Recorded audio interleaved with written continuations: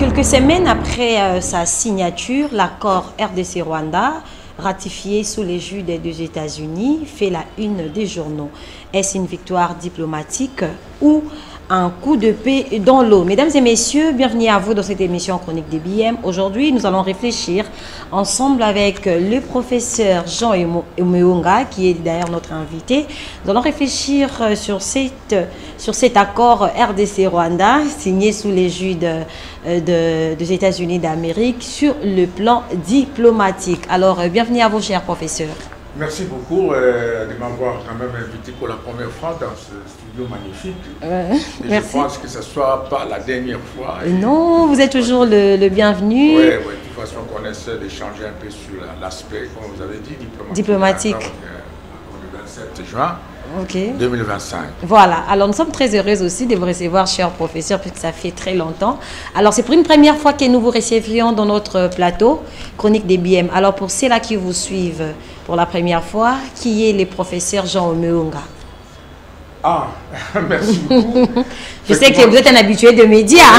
Oui, beaucoup de gens me connaissent, que je ne sais pas sur quoi la média, mais peut-être comme la première fois dans votre chaîne, je serais quand même un devoir moral de me présenter. Voilà. De toute façon, comme vous l'avez dit, vous m'avez déjà appelé le professeur Omeonga Jean Onakudu. J'ai fait des études doctorales à l'université de Paris-Sorbonne sur les options politiques internationales. Et toute ma thèse était sur la diplomatie, c'est-à-dire que j'avais un peu expliqué comment les éléments ou les déterminants géopolitiques d'un État influencent sa politique extérieure. Et de deux, j'ai aussi un diplôme d'études approfondies pour des études stratégiques à l'Institut africain d'études stratégiques de Libreville. Et puis, j'ai fait aussi une licence en relations internationales au campus de Lubumbashi. Bon, en dehors de ça, ce sont des formations, des études. Mais professionnellement, actuellement, je suis professeur ordinaire à l'Université de Kinshasa et précisément dans le département des relations internationales. Et puis, j'ai produit autant de mes collègues, au moins 10, et puis des milliers d'études, des cadres de domaine que j'ai formés. Et puis, je vous l'ai dit, et puis, j'ai beaucoup travaillé et œuvré pour le développement de ces pays. D'abord, avec Musée, quand il est arrivé, nous sommes les pionniers à installer la MONUC, c'est-à-dire que dans l'accord de siège, c'est nous, j'étais conseiller chargé de la commission militaire mixte, et puis après, nous avons été aussi dans plusieurs services, et aussi j'ai été conseiller pendant 3 ans, je crois que au ministère des Affaires étrangères avec l'excellence Chouki Tundu. Et puis enfin actuellement je suis professeur à l'université de Kinshasa comme j'ai dit, mais ce qui est important, je suis directeur des centres de recherche de géopolitique, géostratégie et développement durable. Je pense que d'une manière condensée, d'une manière substantielle, voilà, je me présente dans ce sens-là et je suis dans un parti politique et membre de l'Union sacrée. Voilà. Dans un parti politique, membre de l'Union sacrée. Alors, cette nouvelle, ça fait parler, cet accord RDC-Rwanda, ça fait parler. Comment avez-vous accueilli cette information, cher professeur? L'information sur l'accord RDC-Rwanda. Non, mais je crois que c'était, on pourrait dire un ouf, hein. Je crois que c'est d'une manière favorable, parce que vous savez, depuis qu'on a été cette histoire de conflit à l'est de notre pays, je crois que ça a tellement duré, ça fait beaucoup de dégâts humains. Il fallait au moins trouver une solution, des solutions. Et que les axes de solution, c'était au moins, plus ou moins 3 axes. Il fallait l'axe diplomatique, l'axe militaire et politique. Il fallait choisir. Mais je pense que avec beaucoup d'études et d'analyses très approfondies, je crois que le président a bien fait d'opter pour l'option diplomatique. Parce que, en tant que spécialiste dans les affaires militaires et stratégiques, je crois qu'il n'était pas opportun pour le président de faire la guerre à cette époque-là, à ce moment-là, parce que on sait très bien que cette zone était déjà infiltrée Voilà.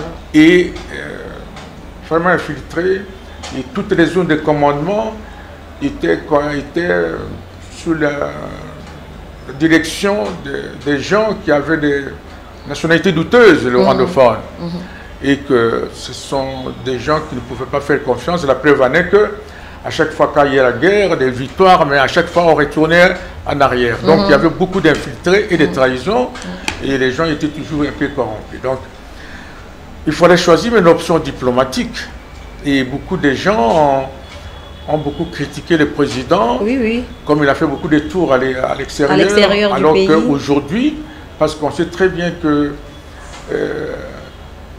toute action diplomatique ne produit pas à l'immédiat les effets. Et aujourd'hui, les gens se rendent compte que ce qu'il a fait, ça a changé la configuration du conflit. Donc on peut dire que c'est une victoire diplomatique? Oui, c'est une victoire diplomatique parce que aujourd'hui, tous les regards des gens qui étaient contre nous, le président les a fait pour nous. Et ça a renversé l'axe. Maintenant, ces gens-là sont contre l'axe qui nous faisait du mal au Rwanda. Et d'ailleurs, beaucoup de gens, et même les scientifiques, passaient beaucoup à la télé pour se demander pourquoi la RDC avait autant de potentialités et ne pouvait pas amener une diplomatie agissante, active. Parce que, de manière, je suis enseignant, et de manière générale, c'est un principe. Nous avons appris, nous disons aux étudiants, que je donne cours à première licence LMD et puis à master, c'est-à-dire que toute diplomatie d'un État est assise sur les déterminants géopolitiques. Ce qu'on dit autrement dit, la diplomatie est conduite en fonction de sa géographie ou la politique étrangère, bien qu'il y ait une nuance entre la diplomatie et la politique étrangère. La politique étrangère conçoit, mais la diplomatie exécute. C'est-à-dire que nous avons, par exemple, des principes fondamentaux de la politique étrangère. Chez nous, par exemple, nous avons les bons voisinages, nous avons la vocation africaine, nous avons l'ouverture au monde. Et que ce sont des options fondamentales vers l'extérieur. Mais qui va mettre à la mayonnaise ces principes-là? C'est la diplomatie. C'est comme nous dit aux affaires étrangères. Il fallait d'abord sécuriser tous les frontières, les 9 là, et puis ensuite mener une diplomatie au niveau de l'Union africaine, et puis avoir des ouvertures vers les partenaires stratégiques. C'est ça que la diplomatie doit faire. Donc, moi je crois que le président a tout changé les choses en fonction de ses déterminants de son pays, parce que nous avons toutes les matières stratégiques comme on fait des risques. Nous avons les cobaltes, nous avons les manganèses, nous avons les cuivres, tout ça comme ça, des coltans, tout ça comme ça. Et puis nous avons la dimension forestière, nous avons l'étendue, nous sommes au centre d'Afrique, la position géostratégique. Donc ce sont des atouts, même quand nous partons à l'extérieur, nous faisons toujours valoir ces atouts, géographiques pour au moins se faire une place au sein de la discussion. Voilà. Alors, professeur, quels sont les intérêts stratégiques de la RDC et le Rwanda?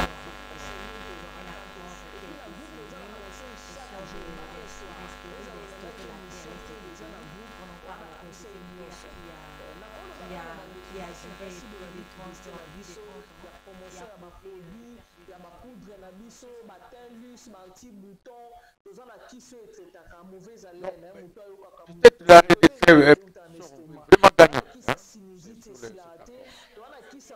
Oui, non, je donne des raisons. Je donne des raisons d'abord nous sommes gagnantes parce que la première chose, c'est qu'il faut être honnête. Et compte tenu, comme je vous ai parlé, de l'infiltration dans le cadre de la logique militaire, nous avons choisi l'option diplomatique. Et cette option diplomatique, ça nous a fait quand même gagner d'abord la première chose que nous avons.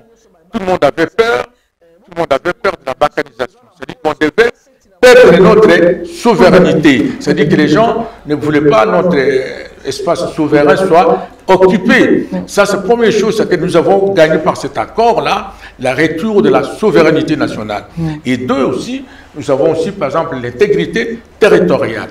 Et troisième chose, parce qu'on sait très bien que les Rwandais, bien qu'en donnant beaucoup d'échappatoires, voulaient vraiment s'impliquer et aussi exploiter de manière informelle ou anarchique nos ressources.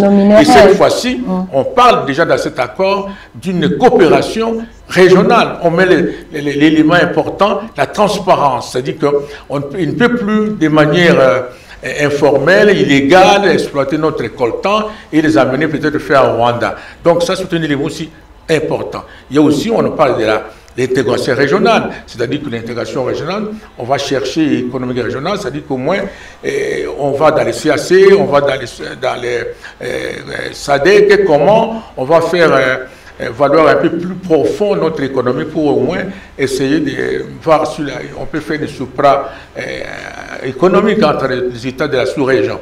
Donc, et enfin, il y a aussi, comme je dis, l'élément le plus important aussi, on a retrouvé la sécurité. C'est la sécurité qui, jusqu'à présent, on ne dit pas que c'est déjà fait, mais avec le mécanisme de suivi, avec tout ce qui entoure, avec la pression américaine, je crois que dans l'air, on va voir ça parce que maintenant on parle de l'accord de paix, on n'a pas encore parlé de l'accord avec les États-Unis, mais sinon, je crois que ce sont gagnants. Effectivement, même le Rwanda aussi. Le Rwanda, lui aussi. Le Rwanda n'a pas aussi perdu. Non, le Rwanda n'a pas perdu. D'abord, parce que beaucoup de Rwandais c'était contre la région. Beaucoup de Rwandais, je dis. Je ne parle pas de régime rwandais. Les populations rwandaises, il faut le savoir, non. C'est l'aspect géographique, c'est une réalité que nous sommes en frontière, nous sommes de quelques kilomètres maintenant avec les Rwandais. Et l'aspect social est toujours là parce qu'il y a eu beaucoup de mariages entre les Rwandais et les Congolais. Cet aspect culturel, il ne faut jamais l'oublier. Et c'est que beaucoup de Congolais d'en bas, j'ai vu des Congolais, des Rwandais d'en bas, parlaient de ça, ils étaient gênés de voir que le régime Kagame combattait toujours le Congo pour au moins déranger ces relations culturelles-là, qui sont familiales et puis d'antan. Même économiques. Bon, mais économiques, il y a eu beaucoup dans l'époque d'antan, il y a eu beaucoup de coopérations économiques qui étaient là, mais avec le Paul Kagame, il est venu faire ça de manière individuelle pour voir au lieu de voir les intérêts de tous les Rwandais, il voit seulement des intérêts de sa famille. Donc les Rwandais, j'ai dit, les Rwandais gagnant aussi parce qu'on a amené le freinage de ces conflits. Je crois que c'est important, il faut le dire. Mais je ne parle pas du régime rwandais, du Rwandais. Parce qu'il y a la différence entre les Rwandais et les régimes. Voilà, c'est ça comme ça. Merci professeur. On va respirer un peu, on va prendre cet élément et on revient tout juste après pour continuer nos discussions. Les dispositions générales, bon, justement, ça c'est un peu les fondations.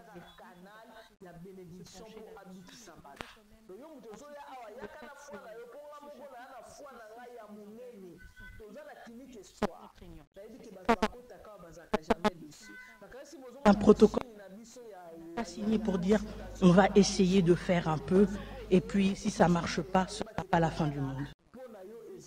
Les responsables qui ont pris cet engagement et qui ont aussi pris l'engagement d'une redevabilité pour être de lacunes en cas de manquement dans l'exécution.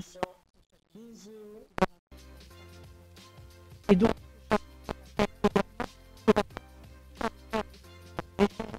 internationaux existants, notamment la résolution 2773. Donc encore une fois, on a une référence à cette résolution et les cadres de la CIRGL, de la SADC et de l'Union africaine. Et donc ce qui est important, c'est aussi de comprendre que l'accord s'inscrit dans une complémentarité de tous ces instruments qui existent déjà. Il n'est pas là pour dire que la CIRGL ne compte plus, il n'est pas là pour dire que tout ce qui a été fait sous l'égide de l'Union africaine, la SADC ou l'AEAC ne compte plus, mais il vient se greffer à ces efforts et s'inscrit dans une logique de complémentarité et contribue justement à renforcer, à structurer et à contribuer aussi aux efforts communs qui ont déjà été amorcés dans le cadre d'un souci d'une stabilisation durable de la région des Grands Lacs. Ce qui est important aussi dans ce chapitre, c'est qu'il précise que la mise en œuvre de l'accord devra respecter la souveraineté pleine et entière de chaque État. Et je pense que ça, c'est une question à laquelle nous tenons énormément en République démocratique du Congo. Je sais qu'il y a eu beaucoup de préoccupations sur cet accord. Il y a eu beaucoup d'interprétations erronées ou un peu simplifiées de l'accord. Et je pense qu'il est très important justement de voir que dès le début, l'accord ne met pas du tout en question la primeur de la question justement de l'intégrité territoriale, et il introduit aussi un autre principe fondamental, la progressivité dans l'application et la réciprocité des efforts. Et ça, c'est aussi quelque chose de très important. On entend souvent dire que c'est seulement la RDC qui doit fournir des efforts, ou c'est seulement la RDC qui a de telle et telle responsabilité, mais on se rend compte en fait qu'il y a une concomitance des efforts, mais il y a aussi un effort ou un devoir de réciprocité entre toutes les parties prenantes et signataires de cet accord.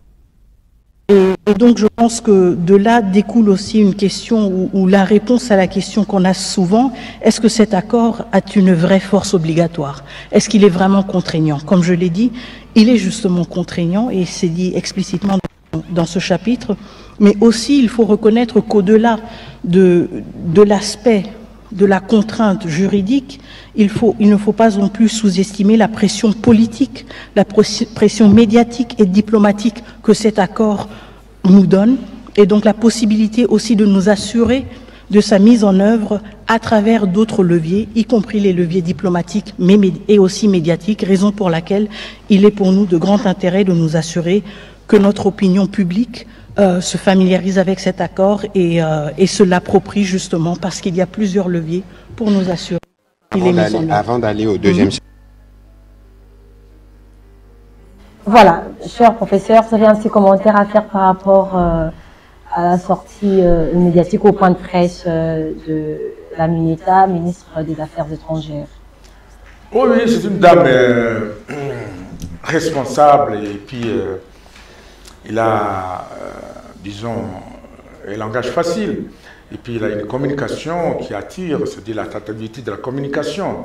Et souvent c'est important dans des négociations d'avoir cet atout de communication parce qu'actuellement on peut s'imposer dans une affaire au lieu d'utiliser la force, mais on peut utiliser la communication stratégique qui attire et a de l'influence. Ça c'est, je crois que pour ça, je trouve qu'il a cet atout-là. Et deuxième atout, je crois qu'il a expliqué effectivement qu'il n'y a pas quelque chose qui peut dire que ça, même il y a des contraintes, mais souvent, ces contraintes-là, ce n'est pas... C'est-à-dire qu'on va lier les États, on compte sur la bonne foi des engagements, et surtout que sur une bonne foi des engagements, et surtout qu'il vient de dire, il faut qu'il y ait des suivis, des mécanismes de suivi. Surtout, on compte beaucoup sur la pression diplomatique des États-Unis, qui est leadership et qui est facilitateur dans cette affaire. Il y a certaines langues qui disent que les États-Unis jouent un rôle de médiateur. Certaines disent facilitateur. Vous êtes un expert en diplomatie. Nous voudrions un peu comprendre cette nuance entre facilitateur et médiateur. Les États-Unis se trouvent dans quel angle? Facilitateur ou médiateur? Je crois qu'il est facilitateur, parce que les États-Unis, dans les facilitateurs, ça dit que c'est lui qui organise la logistique. Il organise la logistique, il fait une pression politique, et puis il fait aussi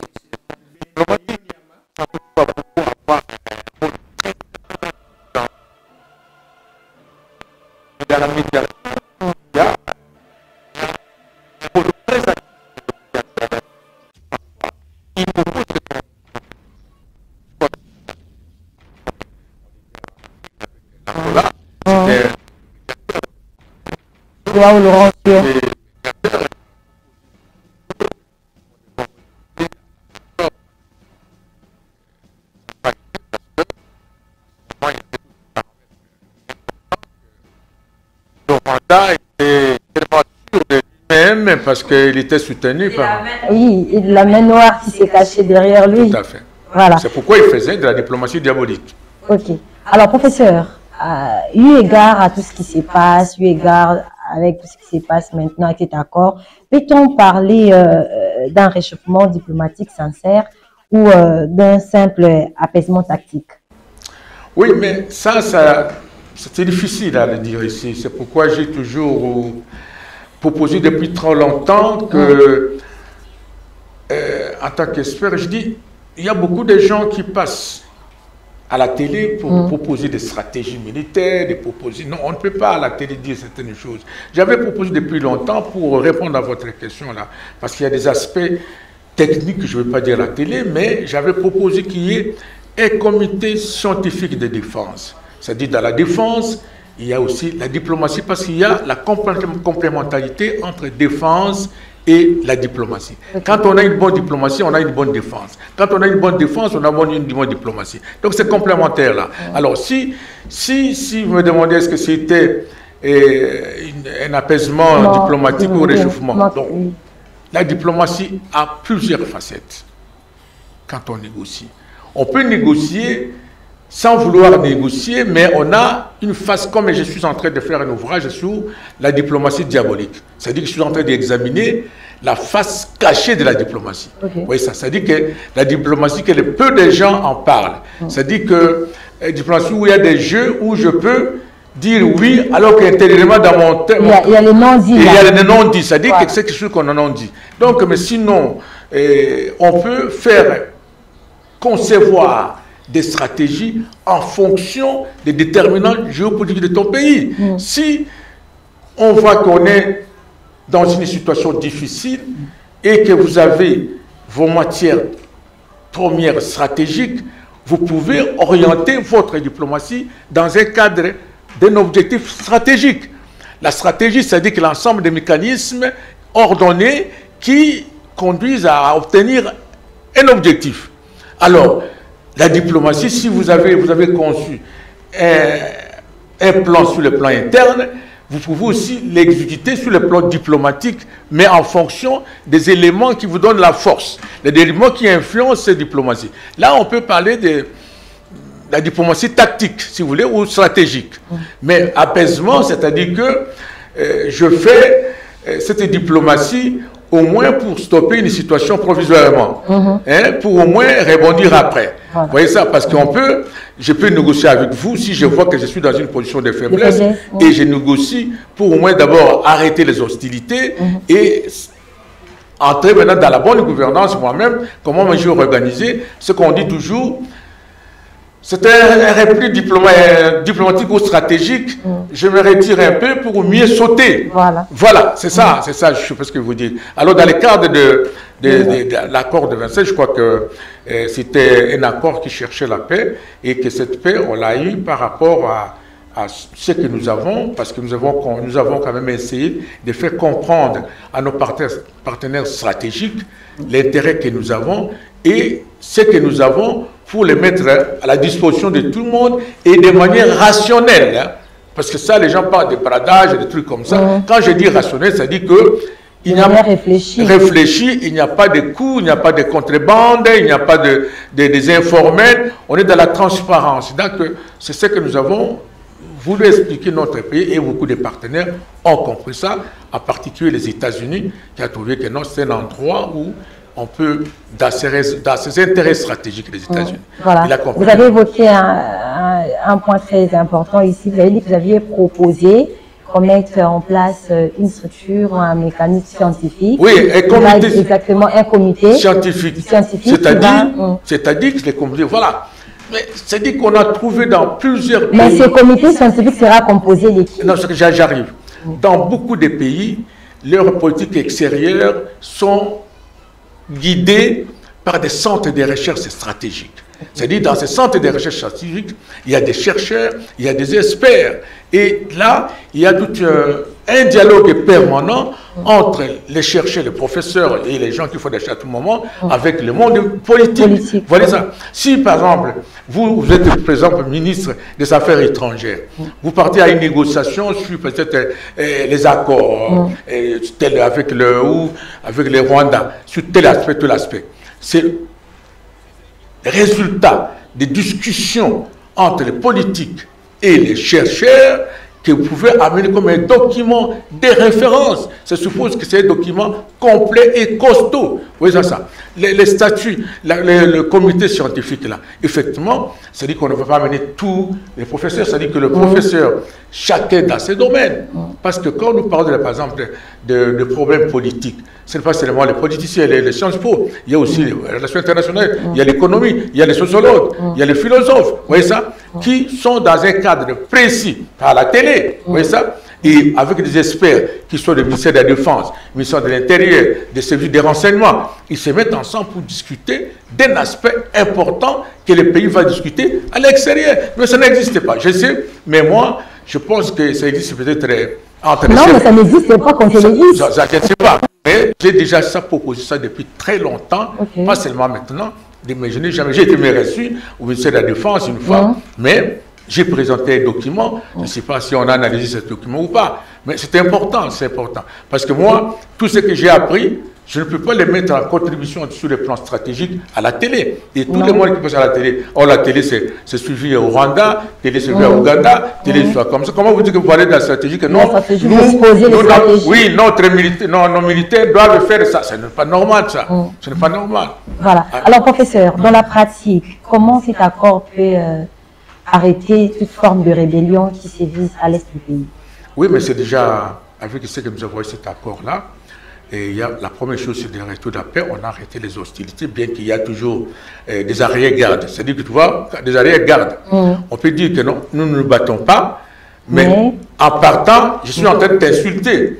Ça, sachant très bien que je ne veux plus retourner à la place où j'étais. Ça, c'est l'arrière-garde. Ce que vous voyez là, on dit non, les rébellions vont avancer. Non, on sait très bien qu'il y a les principes d'hostilité, d'arrêter de cesser les hostilités. Et deuxième chose, on a dit il faut aussi que la continuité de la résolution 2773, et dans cet accord aussi, il faut les retraits des forces rwandaises du territoire congolais. Et puis, il y a aussi ce qu'on a amassé, parce qu'il y a aussi la discussion sur ça, j'ai sur les réseaux sociaux, mais toujours il faut des spécialistes.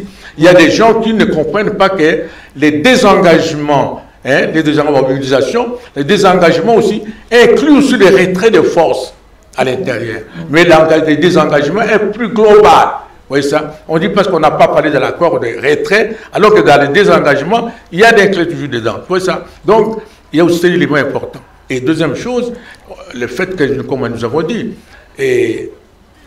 Kagame sait très bien que la position qu'occupent les États-Unis d'Amérique sur le plan mondial, c'était une position importante. Et que les Américains, ce sont des gens qui sont dans leur culture stratégique. On parle de culture de conviction. Ce qu'ils disent, parfois, ils aiment toujours réaliser.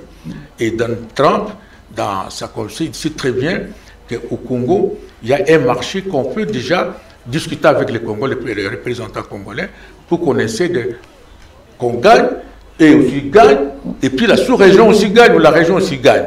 C'est dans ce sens-là que non, cet aspect-là, nous ne pouvons pas le faire dans l'insécurité, il faut le faire dans la sécurisation, parce qu'aucun investisseur ne peut accepter venir investir dans des zones de tensions militaires, des zones de conflits. Voilà ça. Et je pense qu'aussi, il y a aussi les problèmes de bonne foi, parce que vous savez que quand on fait des accords, on compte sur la bonne foi, parce que le fait de se désengager après l'accord, ça montre aussi que ce n'est pas un pays responsable, étant donné que certaines choses, par exemple, donner donc les décisions tenues par la résolution, est imposable à tous les États. Voilà ça. Donc autant des mécanismes que je vois que cet accord est important pour au moins avoir la tranquillité. Et puis, j'ai suivi aussi un peu, je donne une précision, les gens parlent comme si l'M23 n'était pas repris dans l'accord. Dans l'accord, oui. Non, mais vous savez, parce qu'on n'a pas le temps. Vous savez, nous autres, il y a un moment donné ici en RDC, il y a eu une opération conjointe entre les services de renseignement rwandais et les services de renseignement militaires congolais qui devaient faire, qui devaient traquer les FDL ici. À ce moment, même le président Kamere, il était président de l'Assemblée nationale, il disait qu'il a démissionné en cause de ça parce qu'il n'a pas compris comment on peut prendre une telle opération et le faire. Donc, il y a des aspects, les M23, on sait très bien, et le président l'a dit plusieurs fois, mais on n'a pas cru, que non, les M23 égale les Kabila. Vous voyez, les M23 étaient les Rwandais. Et maintenant, les gens ont compris après que le M23 n'est qu'un cru, c'est un patin, comme il a dit. C'est des patins. Ça dit que dès que le Rwanda décide aujourd'hui que fini, comme on est en train d'aller vers là. Oui. Le Rwanda a compris qu'il a beaucoup de responsabilités. Il ne doit pas être sanctionné à cause de ces problèmes qu'il ne comprend pas. Il a été trompé par des acteurs informels. Maintenant, il a tenté de voir que non, je dois sauver ma peau. Et à ce moment, vous allez voir que l'M23, c'est vraiment rien du tout. Il a été compris dans l'accord parce qu'on dit désengagement, retrait. Et on a fait cet accord avec les Rwandais et les Rwandais qui est le parrain de M23. On ne peut pas, si on avait... Au moment où les Rwandais se désengagent... Oui, voilà, on devait avoir peur. Si on a vu qu'il n'y avait vraiment aucun lien entre les Rwandais et les M23 et que le M23 avait sa force propre, on pouvait comprendre, on pouvait voir la situation autrement. D'abord, si Goma a été prise, c'est pas que ce n'est pas les M23, c'est Goma, c'était pas les unités spéciales des forces rwandaises que Goma était tombé. Oui, ça. Donc, on comprend bien, je crois que dès qu'on a parlé des Rwandais, on ne peut pas revenir encore sur les M23. Bon, je vois dans les réseaux sociaux, je ne sais pas si les gouvernements voudraient continuer, je ne sais pas si c'est vrai, avec les M23 à Doha. Bon, je ne sais pas si c'est vrai ou vrai, mais je ne sais pas si ce n'est pas une affaire qui risquera au moins de compliquer l'affaire pour rien, parce que nous avons déjà fait un contrat avec les Rwandais qui est le parrain des M23. Déjà qu'on traite avec les Rwandais, c'est fini. C'est fini. Je crois que les M23 n'est pour rien, il ne faut pas... Alors dans cette affaire, le pays africain, l'Union africaine a carrément échoué, parce que la solution, bon, s'il faut le dire, la solution a été trouvée ailleurs, c'est les États-Unis d'Amérique. Oui. Mais en même temps, il y a eu des pourparlers entre nous, les pays africains, tantôt Joao Lourenço, tantôt Ndayishimiye, tantôt, mais ça n'a pas marché. Mais qu'est-ce qui justifie cela, cher professeur? Vous êtes diplomate. Oui, non, mais ça, c'est ça, il y a un principe scientifique, c'est-à-dire que souvent, jusqu'à présent, les États africains fonctionnent encore avec la logique coloniale. C'est-à-dire que ça, c'est les dirigeants. C'est-à-dire qu'ils cherchent d'abord les pouvoirs à l'extérieur, la légitimité à l'extérieur. Malgré l'indépendance. Oui, ils font toujours la politique de la même chose. Deuxième chose, ce qui est très important, moi-même qui est devant vous, le professeur, j'étais conseiller au ministère des Affaires étrangères. Je crois que j'ai beaucoup sillonné l'Afrique et j'ai compris que, par exemple, l'Union africaine fonctionne avec un budget de l'Union européenne, je crois, de 85%. Donc, alors, 85% de contributions. Et ça, je ne vois pas l'indépendance ou la souveraineté des décisions de l'Union africaine. Donc, si il y a des injonctions qui viennent de l'Union européenne pour dire que non, vous ne devez pas donner l'ordre à la SADC d'être du côté des Congolais, la décision reste celle parce que c'est la contribution, une grande contribution. C'est comme aussi les États-Unis dans l'ONU. Les États-Unis, c'est le plus grand qui contribue beaucoup. Donc, sa décision pèse beaucoup. C'est pourquoi c'est un élément aussi important à mettre dans les comptes de l'accord. Parce que, et dans la situation de la politique américaine interne, et sa diplomatie publique, et deux, dans la contribution, dans la grande messe des nations de l'ONU, les États-Unis pèsent. Et comme la décision a été prise par les Américains, que nous devons exploiter dans la tranquillité et nous devons mettre fin à cette tuerie qui date de longtemps, je crois que cet accord, ça va être appliqué. Et je crois que, pour répondre à votre question, si les Africains ne se réunissent pas, c'est parce que nous dépendons encore beaucoup politiquement, économiquement, des États extérieurs, c'est-à-dire que notre économie est extravertie vers l'extérieur, et surtout de légitimité, de pouvoir des dirigeants. Dans ces cas, pourquoi doit-on parler de l'indépendance? Oui, non, mais vous savez, l'indépendance, mon père ou mon grand frère ou mon idole, Lumumba, l'a dit plusieurs fois, et que Laurent Désiré Kabila dit, et que les Africains, après l'indépendance, les Africains jusqu'à présent, je crois que 65 ans, il y a un problème. Il y a certains dirigeants qui ont compris, d'abord à un moment donné, nous avons accepté le président Tshisekedi quand il a parlé dans une interview avec Macron. Il lui a dit des choses qu'avant on ne le disait pas à un président européen. Il lui a dit des choses clairement comme égal à égal. Et puis deuxième chose, il y a présidents africains, il y a d'autres présidents africains, des Maliens.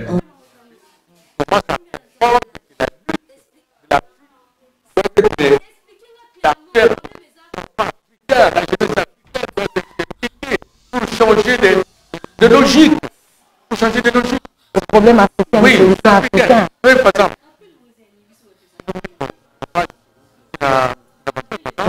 Oui, par exemple. Longtemps, il y avait le problème des terroristes. Il y avait toujours des terroristes. Or, les terroristes étaient une fabrication des coopérations, une fabrication des intérêts divergents des grandes puissances. Et maintenant, ils ont la peur terroriste.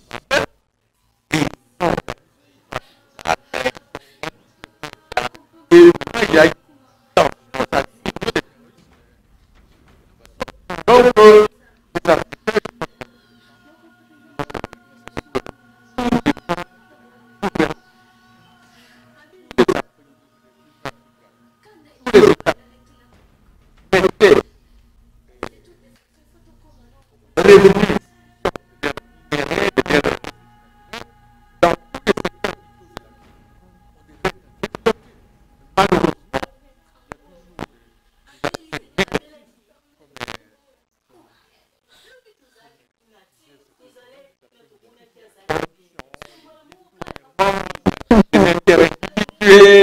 et les gens ne pensent pas. Une seule personne peut détourner 240 millions alors que cet argent, on peut construire au moins 3-4 salles d'auditoire à l'université pour le développement de la jeunesse des cadres de demain. Voilà ça. Oui. Avec ça, moi personnellement, j'avais dit, quand je suis passé dans, je ne peux pas citer la chaîne, j'avais dit quand le président était élu, et à 93, je crois, 93 pour 73. 73, alors. Je lui ai dit qu'il a une légitimité politique, mais cette légitimité politique ne faut pas être déluée par les aspects suivants. J'avais dit notamment, il faut qu'il prenne en compte l'enjeu à l'Est. C'était important pour son deuxième mandat. Et je l'avais dit aussi, j'avais dit aussi devant les journalistes qu'il fallait aussi qu'il y ait diminution des traits de vie des institutions pour au moins compenser la situation sociale. Et je dis en troisième lieu, c'est que, en tant que spécialiste dans les problèmes stratégiques, je dis qu'on peut aussi avoir une force quand on forme des unités de forces spéciales. Comme les Rwandais, tout petit pays, il n'a pas beaucoup d'argent, il n'a pas beaucoup de minéraux, mais il a là, à chaque fois, c'est cette force et unité spéciale qui nous fait toujours du mal. Mais je crois que j'avais dit ça, j'espère qu'avec ça, les propositions des professeurs Omiamba seront prises en compte. Voilà, un jour, on espère que les propositions des professeurs Omiamba... Donc, pour revenir à la question, je réponds que les Africains doivent s'organiser, ils ne peuvent pas baisser les bras comme ils ont fait dans le cadre des conflits entre les Rwanda et la RDC. C'était vraiment un désaveu total, alors qu'ils avaient tous les moyens pour régler à l'africaine ces situations. Voilà. Alors, nous allons respirer un peu, cher professeur. On va prendre cet élément et on va revenir tout juste après. Se traduira prochainement par la signature d'un accord stratégique inédit avec les États-Unis d'Amérique dans le secteur minier. Cet accord marquera une étape décisive dans le positionnement de la République démocratique du Congo comme un acteur central de la transition énergétique mondiale et de l'économie verte émergente.